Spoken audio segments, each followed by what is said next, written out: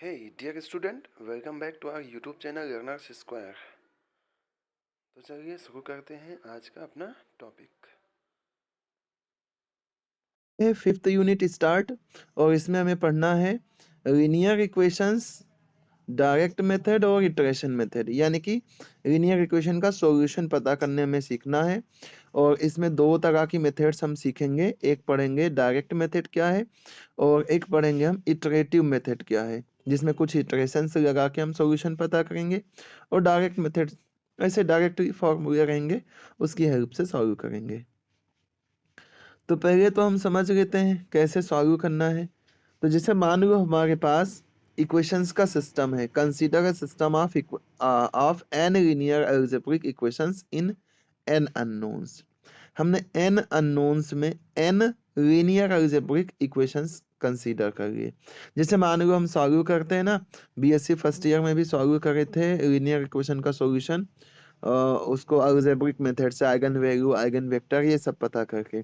तो ऐसे हमारे पास इक्वेशन था x प्लस में 2y प्लस में 3z इक्वल्स टू 8, और मान लो 2x प्लस में 2y माइनस में 4z इक्वल्स टू 7, और फिर 3x प्लस में 2y माइनस में 4z इक्वल्स टू 4। ऐसे मान लो तीन इक्वेशन है, तो इसका सॉल्यूशन हमने बीएससी फर्स्ट ईयर में इसका सॉल्यूशन पता करने सीखा था कि इसका जो सॉल्यूशन होता है, हम आइगन करेक्ट इसको मैट्रिक्स फॉर्म में कन्वर्ट करते हैं, फिर आइगन वैल्यू पता करते हैं, फिर आइगन वेक्टर पता करते हैं, इसका सॉल्यूशन फाइनली हमारे पास आ जाता है।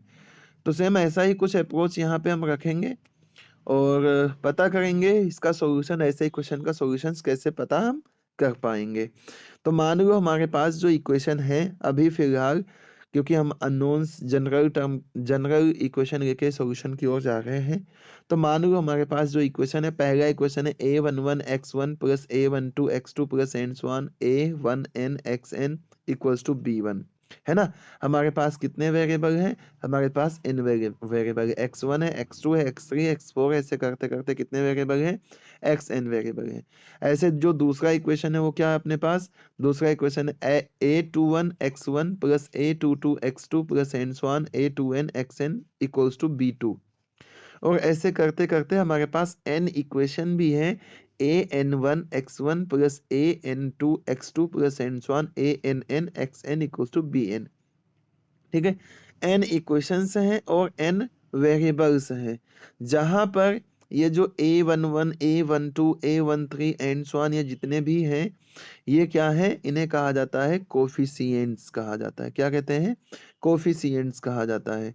और ये b1 b2 bn क्या है? नोन वैल्यूज हैं। जैसे हमने ये इक्वेशन लिखा है, तो यहाँ पे देखो, यहाँ पे जो नंबर है, और यहाँ पे ये जो 2 है, यहाँ पे 3 है, और यहाँ पे 2 है, यहाँ पे 2 है, यहाँ -4 है, ये सारी वैल्यूज़ क्या कहलाएंगी? कोफिशिएंट्स कहलाएंगे। और ये जो इक्वल्स टू में वैल्यूज़ दी हुई है, ये b1 b2 bn है, ये नोन वैल्यूज़ कहलाती हैं। ओके। और उसके बाद जो x1 x2 xn है, ये सब अननोन्स हैं, इनकी वैल्यू हमें पता करके बतानी रहेंगी। ओके। अब जब हम क्या करते हैं, इन इक्वेशंस को मैट्रिक्स फॉर्म में कन्वर्ट करते हैं, तो जितने ये कोफिशिएंट हैं इनकी एक मैट्रिक्स बना लेते हैं, जिन्हें नाम देते हैं a11 a12 a1n a21 a22 a2n and so on an1 an2 ann। इनसे क्या करते हैं? एक मैट्रिक्स बना लेते हैं। ओके। और इस मैट्रिक्स को बोलते हैं कोफिशिएंट मैट्रिक्स। क्या कर रहे हैं? हर एक इक्वेशन में जो वेरिएबल के कोफिशिएंट्स हैं, उनकी हेल्प से ये, जैसे यहाँ पे क्या है, यहाँ पे पहले वाले इक्वेशन में a11, तो हमने यहाँ पे a11 लिखा।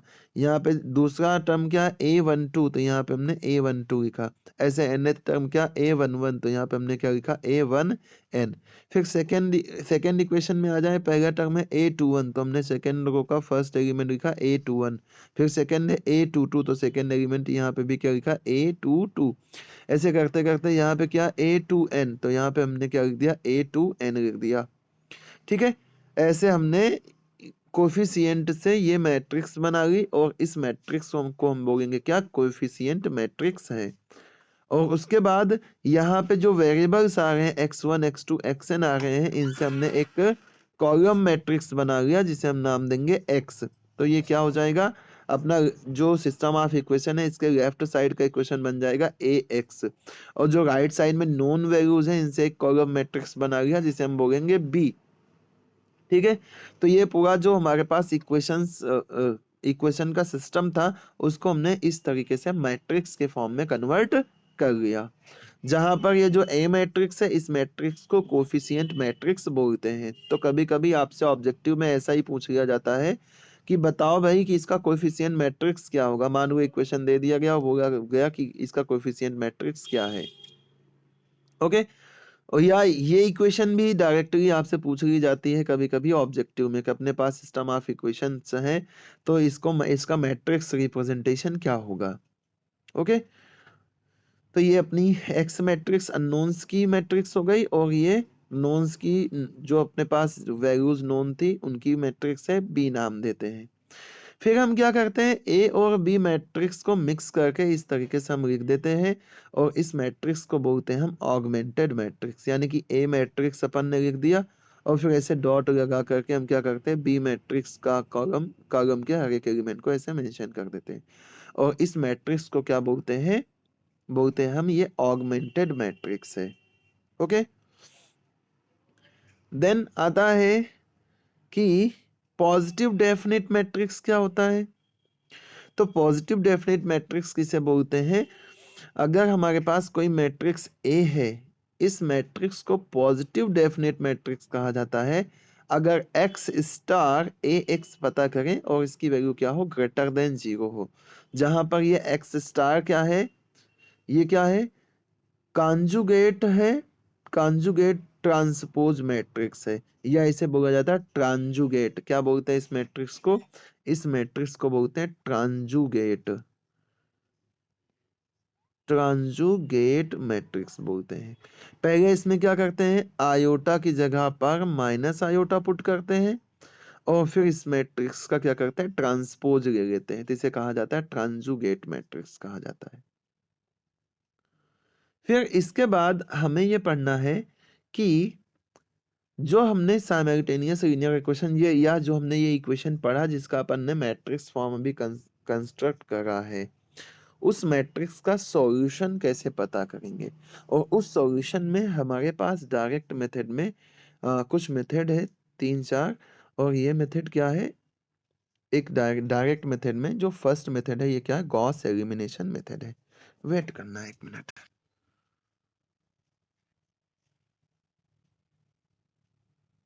अगर तो जैसे हमने यहाँ पे सीखा कि हमारे पास साइमल्टेनियस लीनियर इक्वेशन है या हमारे पास लीनियर इक्वेशंस हैं, तो उसको मैट्रिक्स फॉर्म में कैसे कन्वर्ट करेंगे, मतलब मैट्रिक्स फॉर्म उसका पढ़ा हमने कि कैसे हम मैट्रिक्स फॉर्म लिखेंगे उसका। तो उसी का एक एग्जांपल देख लेते हैं यहाँ पे। जैसे हमारे पास ये एक इक्वेशन सिस्टम ऑफ इक्वेशन है, और इस सिस्टम ऑफ इक्वेशन में हम इसको मैट्रिक्स फॉर्म में कन्वर्ट करना चाहते हैं। तो कैसे कन्वर्ट होगा, देखो कैसे कन्वर्ट होगा। अगर हम यहाँ पे ए मैट्रिक्स लिखना चाहें, यानी कि कोफिशिएंट लिखना चाहें, कोफिशिएंट मैट्रिक्स बनाना चाहें, तो यहाँ पे एक्स का कोफिशिएंट कितना है, 1 है, वाई का कोफिशिएंट कितना है, 2 है, और जेड का कोफिशिएंट कितना है, 3 है। सेकेंड रो में आ जाओ, एक्स का कोफिशिएंट कितना है, 2 है, वाई का कोफिशिएंट कितना है, 2 है, जेड का कोफिशिएंट -4 है। देन थर्ड रो पे आ जाओ, एक्स का कोफिशिएंट कितना है, 3 है, वाई का कोफिशिएंट कितना है, 2 है, और जेड का कोफिशिएंट -4 है। तो ये अपना ए मैट्रिक्स हो जाएगा। और इसके साथ में जो एक्स मैट्रिक्स रहेगा, ये क्या, यहाँ पे वेरिएबल जो आ रहे हैं एक्स वाई जेड, और इसके इक्वल्स टू में क्या लिख देंगे हम, इसके इक्वल्स टू में लिख देंगे जो हमारे पास इक्वल्स टू में वैल्यूज है 8, 7 और 4। ओके, इस मैट्रिक्स को हम नाम देते हैं ए, इसको बोलते हैं एक्स, और इसको बोलते हैं बी। यानी कि हमारे पास जो सिस्टम ऑफ इक्वेशन है उसका मैट्रिक्स रिप्रेजेंटेशन ये हो जाता है। इस तरीके से मैट्रिक्स रिप्रेजेंटेशन करते हैं किसी भी सिस्टम ऑफ इक्वेशन का। ओके, तो चलिए देखिए, तो हमने क्या करा, हमने सिस्टम ऑफ इक्वेशन का मैट्रिक्स फॉर्म हमने पढ़ लिया, कैसे हम कन्वर्ट करते हैं ये भी सीख लिया। अब इनके सॉल्यूशन के लिए फर्स्ट मेथड पढ़ते हैं जिसका नाम है गॉस एलिमिनेशन मेथड। अब देखो, लास्ट ईयर जब एग्जाम हुई थी, शायद 2020 में एग्जाम हुई थी, तब आपसे इस यूनिट से गॉस एलिमिनेशन और गॉस जॉर्डन दोनों फॉर्म से ही क्वेश्चन पूछ लिया था। ओके, तो मे भी चांसेस है इसी पे बेस्ड अपने पास क्वेश्चन आ जाए, है ना। फिफ्थ यूनिट में अपने पास दो टॉपिक है, एक है साइमल्टेनियस लीनियर इक्वेशन का सॉल्यूशन, और दूसरा हमारे पास क्या, दूसरा हमारे पास है डिफरेंशियल इक्वेशन का सॉल्यूशन। तो मे भी अगर यहाँ से क्वेश्चन बन जाता तो काफी आसान रहेगा। तो चलिए देखिए, फर्स्ट हम पढ़ते हैं Gauss elimination method. Gauss elimination method और गॉस जॉर्डन मेथड दोनों लगभग लगभग सेम है, ठीक है। तो फर्स्ट हम पहले यही सीख रहे थे, गॉस एलिमिनेशन। तो मान लो हमारे पास जो सिस्टम ऑफ इक्वेशन 1 है, उसको हम कैसा लिख सकते हैं, ax इक्वल्स टू बी लिख सकते हैं। अब हम क्या करेंगे, यहाँ से ए मैट्रिक्स यानी कि कोफिशिएंट मैट्रिक्स पता करेंगे। कोफिशिएंट मैट्रिक्स पता करेंगे, एक्स की वैल्यू निकालेंगे, बी की वैल्यू निकालेंगे, और फिर हम ए बी मैट्रिक्स ले लेंगे। क्या करेंगे, ए बी मैट्रिक्स ले लेंगे। और ए बी मैट्रिक्स कैसे लिखते हैं, ए मैट्रिक्स लिख देंगे पूरा, और उसके बाद क्या करेंगे, जैसे मान लो हमने ए बी मैट्रिक्स ले लिया, तो कैसे आपको प्रोसीड करना है आगे।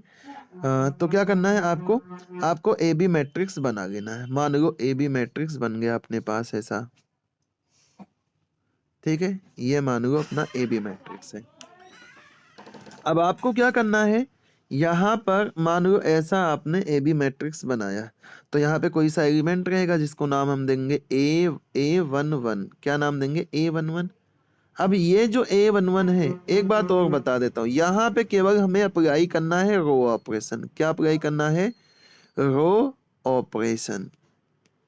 ओनली अप्लाई करेंगे हम रो ऑपरेशन को, जैसा हमने बीएससी फर्स्ट ईयर में रैंक पता करने के लिए किया था, वैसा ही कुछ रो ऑपरेशन अप्लाई करेंगे। और सबसे पहले कहेंगे ये जो A11 एलिमेंट है, इसे हम मान लेंगे ये क्या है, पाइवोट है। इसे क्या मान लेंगे, पाइवोट मान लेंगे।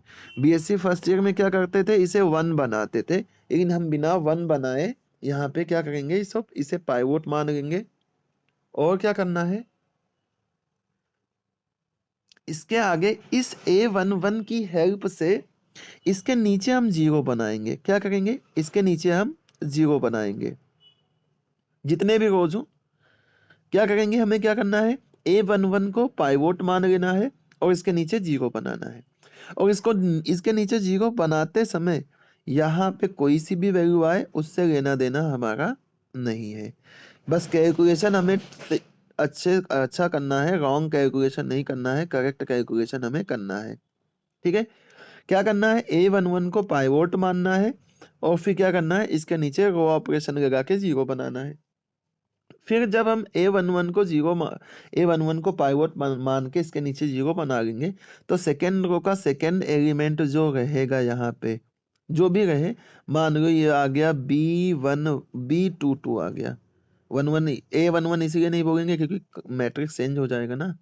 तो मान लो ये बन गया B22 बन गया। अब B22 को क्या करेंगे, पाइवोट मान लेंगे और इसकी हेल्प से इसके नीचे जीरो बनाएंगे। अप्लाई क्या करना है, ओनली रो ऑपरेशन लगाना है, ओके। इसके नीचे क्या बनाएंगे, जीरो बनाएंगे, और इसके आगे इधर क्या आ रहा है उससे कुछ लेना देना नहीं है, बस कैलकुलेशन हमें सही करना है। देन हम क्या करेंगे, यहाँ पे मान लो C आ गया, C3 आ गया। अब इसको अपन क्या करेंगे, पाइवोट मान लेंगे थर्ड रो का, और यहाँ पे इसके नीचे जीरो बनाएंगे, इसके नीचे जीरो बनाएंगे। ऐसे इस प्रोसेस को कंटिन्यू करते जाएंगे तो हमें एक अपर ट्रायंगुलर मैट्रिक्स मिल जाएगा। देखो इसके नीचे सारी वैल्यू क्या रहेगी, जीरो रहेगी। और जब ये अपर ट्रायंगुलर मैट्रिक्स में कन्वर्ट हो जाएगा तो हम कहाँ आ जाएंगे, फिर से हम आ जाएंगे इसी इक्वेशन पे ax इक्वल्स टू बी पे। कहाँ आ जाएंगे, ax इक्वल्स टू बी पे। और जब ax इक्वल्स टू बी पे आ जाएंगे तो इसका सॉल्यूशन हम वहीं से पता कर लेंगे, क्योंकि ये मैट्रिक्स कन्वर्ट होके कैसा हो जाएगा, इस तरीके से हो जाएगा। देखो इस तरीके से ये मैट्रिक्स कन्वर्ट हो जाएगा। तो अपने पास देखो यहाँ पे एक एलिमेंट बचेगा और इसके इक्वल्स टू में एक एलिमेंट, यहाँ पे कोई सा वेरिएबल रहेगा और डायरेक्ट हमें ये वैल्यू मिल जाएगी। फिर इसकी हेल्प से यहाँ पे हमें दो एलिमेंट मिलेंगे, ठीक है। और एक के रिस्पेक्ट में वेरिएबल की वैल्यू पता रहेगी, दूसरे की वैल्यू हम पता कर लेंगे। देखो इसको एक एग्जांपल के थ्रू समझते हैं तो और अच्छे से समझ में आएगा। मान लो हमारे पास ये एक इक्वेशन ये सिस्टम ऑफ इक्वेशन दिया है x x plus 4y minus में z equals to -5, x plus y minus 6z equals to minus में 12, 3x minus y minus z equals to 4। ऐसा हमारे पास इक्वेशन है। ओके, इसका हमें सॉल्यूशन पता करके बताना है। तो फर्स्ट टास्क क्या रहेगा हमारा कि इसका मैट्रिक्स फॉर्म पता करें। तो मैट्रिक्स फॉर्म पता करने के लिए देखो फर्स्ट इक्वेशन में x का कोफिशिएंट 1 है, y का कोफिशिएंट 4 है, z का कोफिशिएंट माइनस साइन है तो -1 आ जाएगा। फिर सेकंड इक्वेशन में x का कोफिशिएंट कितना है 1 है, y का कोफिशिएंट 1 है, z का कोफिशिएंट -6 है। थर्ड इक्वेशन में x का कोफिशिएंट 3 है, y का कोफिशिएंट -1 है और z का कोफिशिएंट -1 है। और जो वेरिएबल है वो क्या है x है, y है और z है। इक्वल्स टू में आ जाओ तो -5 है, -12 है और -4 है। तो ये हमारा इक्वेशन बन जाएगा। इस मैट्रिक्स को बोल देंगे, इस मैट्रिक्स को बोलेंगे a, इसको बोलेंगे x, इसको बोलेंगे b। तो हमारे पास इक्वेशन आ जाएगा ax इक्वल्स टू b। और मैंने आपको क्या बोला कि आपको स्टार्ट कहाँ से करना, ए बी मैट्रिक्स बना लेना है, जिसको बोलते हैं हम क्या, जिसको बोलते हैं ऑगमेंटेड मैट्रिक्स। नाम याद रखना है, ऑब्जेक्टिव में क्वेश्चन आपसे एग्जाम में पूछा जाता है ना, इसका नाम पूछ लिया जाता है। ओके, तो हमारा जो ऑगमेंटेड मैट्रिक्स रहेगा कुछ इस तरीके से आ जाएगा। अब हमें क्या करना है, इस एलिमेंट को, इस 1 1 को मान लेंगे ये क्या है, पाइवोट है। ये क्या है, पाइवोट है। इसकी हेल्प से सारे एलिमेंट को इसके नीचे 0 बनाना है। तो ये R2, इसे R2 बोलते हैं, ये क्या होता है R1 होता है, ये वाला एलिमेंट सॉरी ये R3 होता है, ये क्या होता है R1 होता है। अब इसकी हेल्प से इसको इसको 0 बनाओ। देखो 1 में से 1 डायरेक्ट माइनस हो जाएगा, 0 हो जाएगा। अब इसको 0 बनाने के लिए इसको 3 से मल्टीप्लाई करके माइनस करना पड़ेगा। यानी कि क्या अप्लाई करेंगे रो ऑपरेशन में, R2 tending to R2 minus R1 और R3 tending to R3 minus 3R1। Okay, क्या करना है, R2 tending to R2 minus R1 और R3 tending to R3 minus 3R1। ये ऑपरेशन अप्लाई करेंगे, देखो ये वैल्यू तो 0 हो गई, यहाँ पे हमें 0 मिल जाएगा और ये वैल्यू कितना हो जाएगा, ये भी 0 मिल जाएगा। तो नेक्स्ट एलिमेंट भी हमें क्या मिल गया, नेक्स्ट रो का एलिमेंट भी 0 मिल गया। अब देखो यहाँ पे क्या है, यहाँ पे है 1, 1 में से जाएगा 4 तो बचेगा कितना 3। यहाँ पे माइनस का 6 है, इसमें से माइनस माइनस माइनस 1 जाएगा तो माइनस माइनस प्लस 1 हो जाएगा, तो यहाँ पे बचेगा माइनस का 5। यहाँ पे कितना है माइनस का 12 और इसमें से 5 माइनस होगा तो माइनस माइनस प्लस में 5 हो जाएगा। तो कितना आ जाएगा आपके पास माइनस का 7। तो ये वैल्यू कितनी हो गई, माइनस की 7 हो गई। देन इसके आगे चलते हैं।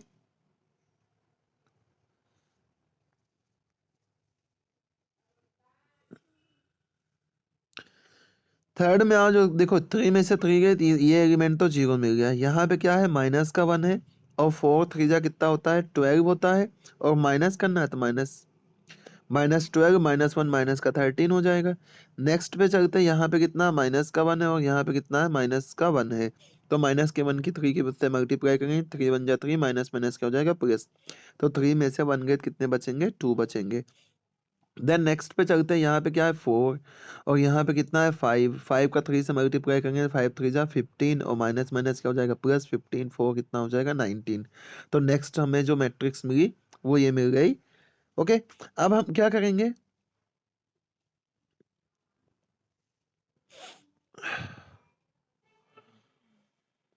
देखो हमें क्या करना है, मैंने आपको बताया था कि इसे इसे क्या करना है, इसे पाइवोट मान लेना है, इसके नीचे 0 बना देना है। ये अपन ने काम कर दिया। अब क्या करना है, इसको पाइवोट बनाना है और इसको इसकी हेल्प से 0 बनाना है। ओके, तो क्या करें अपन, इसको 0 बनाना है, एक 3 है और फिर ऊपर -3 की हेल्प से 13 को 0 बनाना है। तो देखो एक काम करते हैं, हम काम ये करते हैं कि इस 3 का मल्टीप्लाई कितने से कर देते हैं, सॉरी इस 13 का मल्टीप्लाई कर देते हैं 3 से, कितना आ जाएगा 39 आ जाएगा। और इस 3 का मल्टीप्लाई कर देते हैं कितने से 13 से, तो 13 3 जा 39 यहाँ पे भी आ जाएगा। इसका मतलब 39 में से 39 जाएगा तो क्या हो जाएगा 0 हो जाएगा। है ना। तो ये ऑपरेशन अप्लाई कर देते हैं यहाँ पे, कितना R3 tending to 3R3 minus में 13R2, या तो इसके अलावा हम और भी कर सकते हैं, R3 tending to R3 minus में 13 अपॉन में 3R2, ऐसा भी कर सकते हैं। ओके, तो अगर हम ये ऑपरेशन, जो ऑपरेशन यहाँ पे अप्लाई कर रहे हैं, इस ऑपरेशन को अप्लाई कर देंगे तो हमारे पास कितना बचेगा। देखो फर्स्ट रो में तो कोई चेंज आना नहीं है, ये तो एज इट इज रहेगा। सेकेंड रो में भी कोई चेंज नहीं आना है, ये भी एज इट इज रहेगा। हमारे पास थर्ड रो में कितना है, देखो सेकेंड रो में 0 माइनस का 3 और माइनस का 5 और इधर है माइनस का 7 और यहाँ पे 0 है, यहाँ पे 39 है माइनस का और यहाँ पे 2 है और लास्ट एलिमेंट क्या है 19 है। इसको 0 इसकी हेल्प से बनाओ। देखो 13 3 जा 39 हो जाएगा, 39 में से 39 जाएगा तो अपने पास कितना बच जाएगा, 0 बच जाएगा। ओके, यहाँ पे कितना है 2 है, 2 का मल्टीप्लाई 3 से करो कितना आ जाएगा 6 आ जाएगा। यहाँ पे 5 है, 5 का मल्टीप्लाई 13 से करो, 5 का मल्टीप्लाई 13 से करेंगे तो कितना आ जाएगा 65 आ जाएगा। और ये माइनस करेंगे तो माइनस माइनस क्या हो जाएगा, प्लस हो जाएगा। इन दोनों को प्लस करो कितना आ जाएगा 71 आ जाएगा। ओके, ऐसे नेक्स्ट चलते हैं, अगली वैल्यू कैलकुलेट करते हैं। यहाँ पे कितना है, यहाँ पे है 19, 19 का मल्टीप्लाई करेंगे अगर 3 से तो कितना आ जाएगा 57 आ जाएगा। ऊपर है 5 यानी कि 65 आ जाएगा। यहाँ पे है माइनस, तो माइनस माइनस क्या हो जाएगा, प्लस हो जाएगा। 7 और 5 कितना हो जाएगा, 48 आ गए। देखो ये गलत कर दिया, यहाँ पे 7 है तो 7 का मल्टीप्लाई करना रहेगा 13 का नहीं, तो कितना आ जाएगा। देखो 7 का मल्टीप्लाई कितने से करना है, 13 से है ना, तो 13 से बन जा कितना आ जाएगा 91। तो 9 1 और 7 कितना 8 हो जाएगा, 9 4 9 5 कितना हो जाएगा 14, 148 आ जाएगा। तो ये वैल्यू हमारे पास आ जाएगी। अब देखो यहाँ पर ये हो गए 0 यानी कि अपर ट्रायंगुलर मैट्रिक्स में कन्वर्ट हो गया। अब और 0 हम नहीं बना सकते हैं, तो क्या करेंगे, फिर से इक्वेशन 1 के पास चले जाएंगे कि ए एक्स इक्वल टू कितना होता है बी। तो ये इतना मैट्रिक्स जो है ये अपना क्या है ए है, ये मैट्रिक्स क्या है बी है। तो यहाँ पे जाके फर्स्ट इक्वेशन में वैल्यू पुट कर दो, तो क्या आ जाएगा अपने पास 1 है ना, ये मैट्रिक्स आ जाएगी पूरी, ये मैट्रिक्स आ जाएगी यानी कि ये वाली मैट्रिक्स और इसके साथ में एक्स वाई और जेड और इक्वल्स टू में ये वाली मैट्रिक्स होगी यानी कि -5 -7 और 148। तो देखो इससे इक्वेशन बना लो, तो क्या आ जाएगा x plus 4y minus z equals to -5। फिर उसके बाद देखो इस 0 का मल्टीप्लाई एक्स में होगा 0 आ जाएगा, -3 का मल्टीप्लाई वाई में होगा तो -3 आ जाएगा, -5 का मल्टीप्लाई जेड में होगा तो -5 जेड आ जाएगा, क्योंकि इधर ऐसे चलते हैं और इधर ऐसे चलते हैं। इक्वल्स टू में क्या आ जाएगा 7 यानी कि 3y minus 5z equals to minus में 7। फिर यहाँ से 71z इक्वल्स टू 148 आ जाएगा यानी कि z की वैल्यू कितनी आ जाएगी 148 अपॉन में 71। और इस वैल्यू को ले जाके इस वाले इक्वेशन में पुट कर देते हैं। तो यहाँ से क्या आ जाएगा, देखो माइनस का 3y और माइनस में 5z की जगह पे कितना आ जाएगा 71 और फिर इक्वल्स टू में माइनस में 7 आ जाएगा। अब इसको सॉल्व कर लेते हैं, इसको सॉल्व करेंगे तो कितना आ जाएगा अपने पास,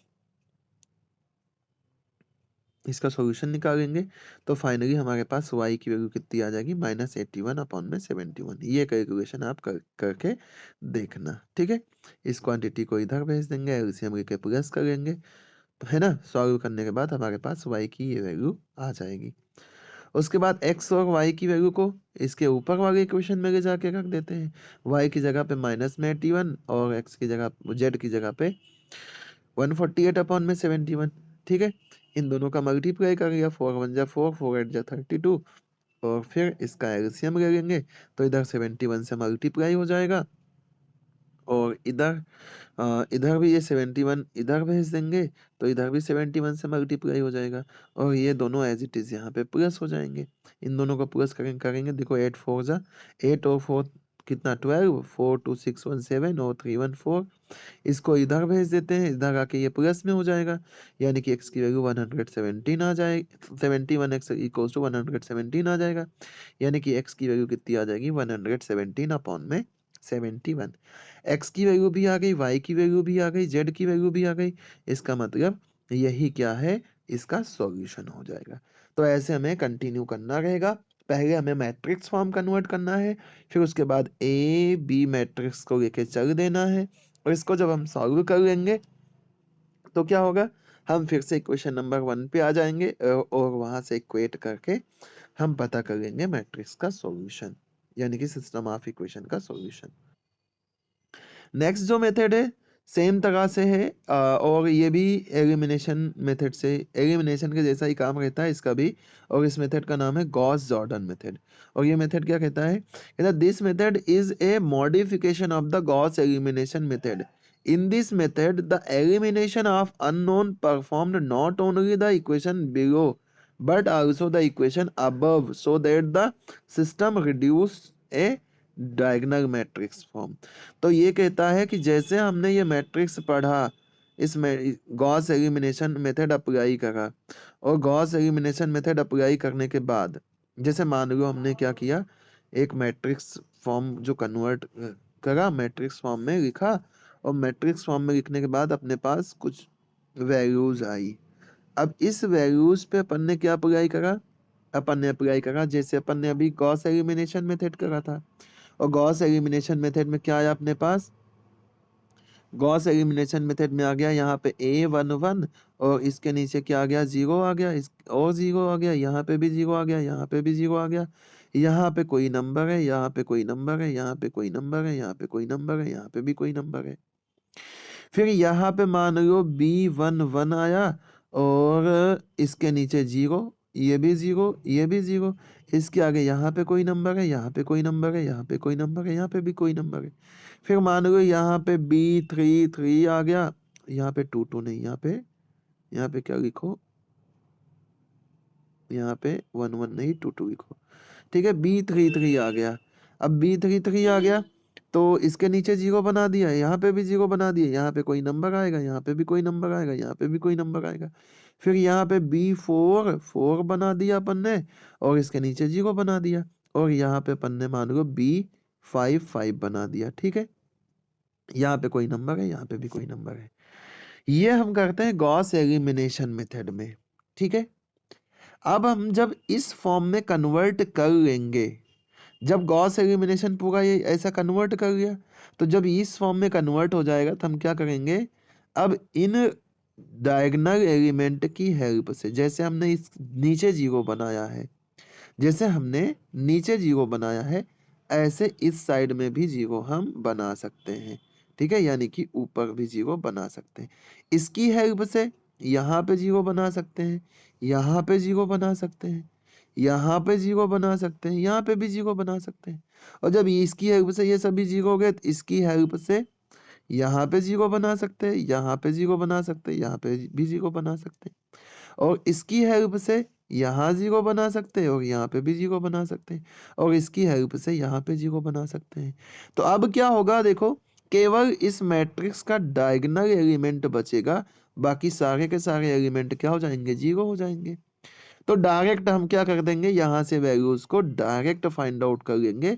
जैसे गॉस एलिमिनेशन में बाद में भी इक्वेशन सॉल्व करना पड़ता है ना, तो वो बाद में जो इक्वेशन सॉल्व करते हैं वो इक्वेशन हमें सॉल्व नहीं करना पड़ेगा, डायरेक्ट हमारे पास सॉल्यूशन आ जाएगा। जैसे यहाँ पे हमने क्या करा, हमने ये अप्लाई करा, गॉस एलिमिनेशन मेथड अप्लाई करा, यहाँ तक सिस्टम को कन्वर्ट कर लिया, और इसके बाद इसको सॉल्व फिर से करने के लिए हमें मेहनत करनी पड़ी, ठीक है।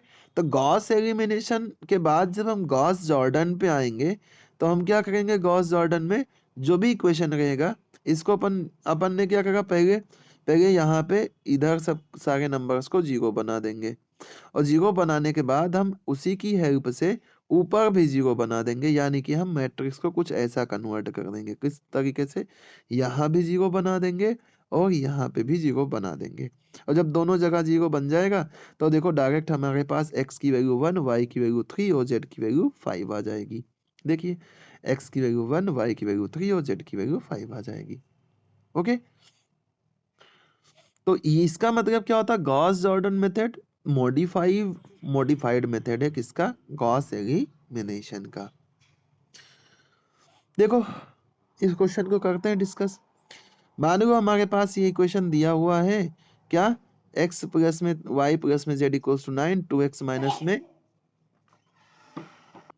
क्या करना है हमें, इस 2x माइनस 3y प्लस में 4z इक्वल्स टू 13, और नेक्स्ट इक्वेशन है 3x plus 4y plus 5z equals to 40। इसको अपन ने मैट्रिक्स फॉर्म में कन्वर्ट कर लिया, क्या आ गया 1 1 1, 2 माइनस 3 4 और 3 4 5, उधर वेरिएबल x y z और यहाँ पे 9 13 और 40। अब यहाँ से क्या करेंगे, ये अपना मैट्रिक्स जो है क्या हो जाएगा, ये हो जाएगा a, ये हो जाएगा x और ये हो जाएगा b, तो यानी कि x इक्वल्स टू b बन गया। इसे मान लेंगे इक्वेशन नंबर 1 है। ओके, अब यहाँ से क्या करेंगे, ए बी मैट्रिक्स लेके स्टार्ट कर देंगे। ये अपना ए बी मैट्रिक्स से क्या क्या है, 1 1 1 है और 2 3 4 है, 3 4 5 है और यहाँ 9 9 9 13 और 40 है। ओके, इसके आगे चल देंगे, इसकी हेल्प से, इस 1 की हेल्प से इसके नीचे जीरो बनाएंगे। तो देखो यहाँ पे जीरो कैसे बनेगा, यहाँ 1 है, यहाँ 1 है, 1 की हेल्प से 2 के जीरो बनाएंगे, 2 टाइम करके मल्टीप्लाई करना, 2 टाइम करके माइनस करना पड़ेगा, और यहाँ पे 3 है तो 1 को 3 टाइम मल्टीप्लाई करके माइनस करना पड़ेगा। तो हमने अप्लाई कर दिया R2 tending to R2 minus 2R1 और R3 tending to R3 minus 3R1। तो हमारे पास देखो यहाँ पे अगर अपन अप्लाई करें तो पहला एलिमेंट क्या हो जाएगा, देखो फर्स्ट को तो अपने पास क्या मिलेगा, फर्स्ट को तो 1 1 1 और 9 मिल गया। अब 1 की हेल्प से 2 को 0 बनाया तो यहाँ पे 0 मिल जाएगा। अब ये क्या है, -3 है और 2 टाइम करके 1 को माइनस कर देंगे तो -2 कितना हो जाएगा, -5 हो जाएगा। फिर इसके आगे यहाँ पे क्या है, 4 है, 4 में से 2 1 जा 2, 2 जाएगा तो कितना बचेगा, 2 बचेगा।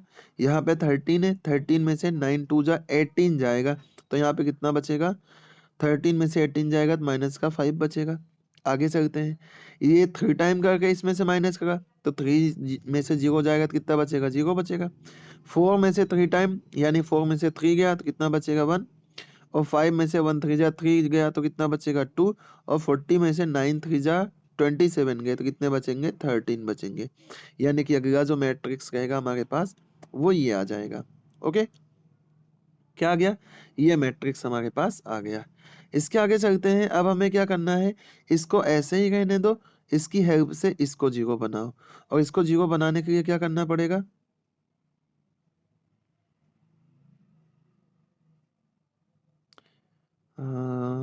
इसको 0 बनाने के लिए हमने क्या करा, इसको पहले 1 बनाया, और 1 बनाने के लिए R2 को -1/5 से डिवाइड कर दिया, और इसको जब डिवाइड करा तो क्या आ जाएगा, देखो यहाँ पे -5 है तो ये 1 बन जाएगा। नहीं डिवाइड करेंगे ना तो हम डायरेक्ट भी कर सकते हैं। ओके, तो क्या करा हमने, देखो 5 से डिवाइड करा तो यहाँ पे 2 था तो -2/5 हो जाएगा, और यहाँ -5 था तो क्या हो जाएगा, 1 हो जाएगा, क्योंकि -5 से इसको डिवाइड कर दिया। इसको ऐसा भी लिख सकते हैं, R2 tending to R2 divided by -5।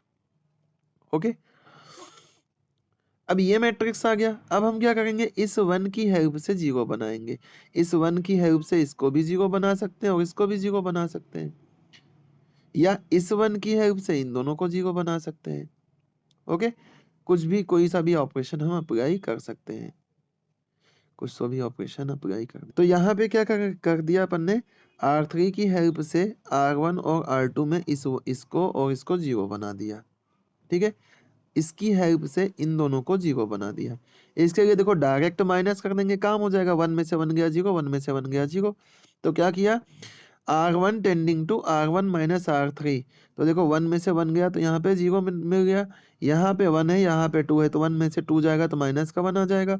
यहाँ पे 9 है, यहाँ पे क्या है 13 है, तो यहाँ पे -4, 9 में से 13 के कितना बचेगा, -4 बचेगा। ओके, ये सॉल्व हो गया। इसके आगे चलते हैं, R2 tending to R2 minus R3, तो देखो 1 में से 1 गया तो क्या मिल गया, 0 मिल गया, और उसके बाद माइनस में 2/5 था, इसमें से माइनस का 2, तो एलसीएम ले लो, 2 5 जा 10, 10 और 2 कितने हो जाएंगे 12, तो माइनस का 12/5, और उसके बाद 1 में से 13 जाएगा तो माइनस का 12, और R3 वैसा का वैसा ही रहेगा, R3 वैसा का वैसा ही रहेगा। ये फॉर्म आ गया। अब क्या करें हम, अब एक काम करते हैं, R3 क्या R3 और R2 को एक्सचेंज कर लो, क्योंकि 1 यहाँ पे कहाँ आ रहा है, सेकेंड वाले पोजीशन पे, तो इससे इसको एक्सचेंज कर लो ताकि 1 सेकेंड वाले पोजीशन पे आ जाए।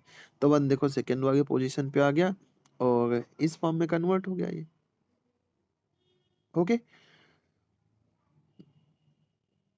अब हमें बचा क्या बचा क्या सॉल्व करने के लिए। अब बचा इतना कि इसको 0 बना दें और इसको 0 बना दें, और ये दोनों 0 किसकी हेल्प से बनेंगे, इस नंबर की हेल्प से बनेंगे। ठीक है ना। देखो यहाँ पे 0, यहाँ पे 0, यहाँ पे 0 बन गया। डायगोनल के लिए क्या चाहिए था, डायगोनल डायगोनल पे नंबर चाहिए, बाकी सभी जगह क्या चाहिए, 0 चाहिए, है ना। तो ये नीचे तो 0 बन चुका है, बस ये ऊपर 0 बनाना बाकी है। तो अपन क्या करते हैं, अप्लाई करते हैं भाई ऑपरेशन यहाँ पे। तो इसके लिए क्या करा, इस नंबर को यहाँ पे ये जो नंबर आ रहा है इसको 1 बनाने की कोशिश की। ओके, इसको क्या करा, 1 बनाने की कोशिश करा। तो अगर R3 को कितना है, देखो 12 अपॉन में 5 है माइनस का, अगर इसमें मल्टीप्लाई कर दें 5 अपॉन 12 वो भी माइनस से, तो ये माइनस प्लस हो जाएगा, 12 से 12 कैंसिल, 5 से 5 कैंसिल। हम डायरेक्ट भी कर सकते हैं ये वर्क, है ना, डायरेक्ट भी माइनस करके, लेकिन वो थोड़ा सा बहुत ज़्यादा सोचने वाली बात हो जाएगी यहाँ पे, बाकी आ जाएगा। ठीक है, तो इसको 1 बनाने के लिए क्या कर दिया, 5 अपॉन 12 से मल्टीप्लाई कर दिया, तो यहाँ पे क्या आ जाएगा, 1 आ जाएगा। यहाँ पे कितना है, माइनस का 12 है, इसका मल्टीप्लाई 5 अपॉन में 12 से होगा माइनस से, तो माइनस माइनस क्या हो गया, प्लस, 12 से 12 कैंसिल हो गया, तो कितना बचेगा यहाँ पे अपने पास, 5 बचेगा। ये मैट्रिक्स आ जाएगी। अब देखो इसकी हेल्प से ये भी 0 बन जाएगा और ये भी 0 बन जाएगा। कैसे 0 बनेगा, R1 tending to R1 plus R3, देखो यहाँ पे -1 है ना। अरे यार, यहाँ पे देखो -1 है, यहाँ पे +1 है, दोनों को प्लस कर देंगे 0 हो जाएगा, और यहाँ पे 2 टाइम करके माइनस कर दो, यानी कि R2 tending to R2 minus 2 R3 कर दो, और ये करेंगे तो हमें क्या मिल जाएगा, हमें यहाँ पे 0 मिल जाएगा। डायगोनल एलिमेंट सारे क्या हो गए, 0 हो गए। और जब हमने R1 में R3 प्लस करा, देखो यहाँ पे माइनस का 4 था, माइनस का 4 प्लस में 5 कितना बचेगा, 1, और यहाँ पे 2 टाइम करके प्लस करना, तो यहाँ पे 3 था, 3 प्लस 5 2 जा कितना 10, तो कितना हो जाएगा, 13 हो जाएगा यहाँ पे। अरे माइनस करना है यार, क्या करना है, माइनस करना है सेकंड में, R2 माइनस 2 R3, तो यहाँ पे कितना है, पहले से 13 है, और यहाँ पे कितना है, 5 है, तो 5 2 जा 10, 13 में से 10 गए कितने बचेंगे, 3 बचेंगे, यहाँ पे 3 आ जाएगा। अब देखो x की वैल्यू डायरेक्ट 1, y की वैल्यू 3 और z की वैल्यू 5 आ जाएगा। इसकी इक्वेशन नंबर 1 पे आएंगे, ये जितना है ये अपना A मैट्रिक्स है, A मैट्रिक्स को लिख दिया, और ये x मैट्रिक्स है ही सही, और B की जगह पे कितना बचा, 1 3 5 बचा है, तो x की वैल्यू 1, y की वैल्यू 3, z की वैल्यू 5। इस तरीके से गॉस एलिमिनेशन मेथड से हम क्वेश्चन को सॉल्व कर लेंगे।